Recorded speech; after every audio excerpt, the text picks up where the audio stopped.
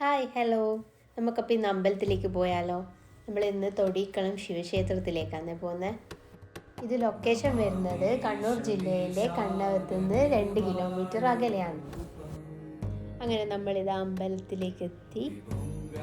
അമ്പലത്തിലേക്ക് പോകുമ്പോൾ ആദ്യം തന്നെ കാണുന്നത് അമ്പലത്തിൻ്റെ കുളമാണ്. ഈ ക്ഷേത്രം 2000-ഓളം പഴക്കം വരുന്നുണ്ട്. പുരാവസ്തു വകുപ്പിൻ്റെ കീഴിൽ വരുന്ന ഈ ക്ഷേത്രം പഴശ്ശിരാജയുടെ പ്രധാന അഭയകേന്ദ്രമായിരുന്നു. ഇവിടെ അമ്പലത്തോട് ചേർന്ന് ചരിത്ര മ്യൂസിയം നിർമ്മിച്ചിട്ടുണ്ട്.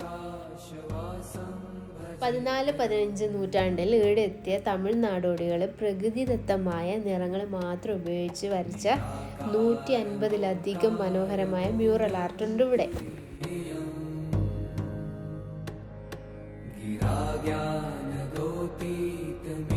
ബ്രിട്ടീഷുകാരുമായിട്ടുള്ള ഏറ്റുമുട്ടലിൽ കൊടിമരവും സ്വത്തൊക്കെ നഷ്ടപ്പെട്ട ചരിത്രവും ഈ ക്ഷേത്രത്തിനുണ്ട്.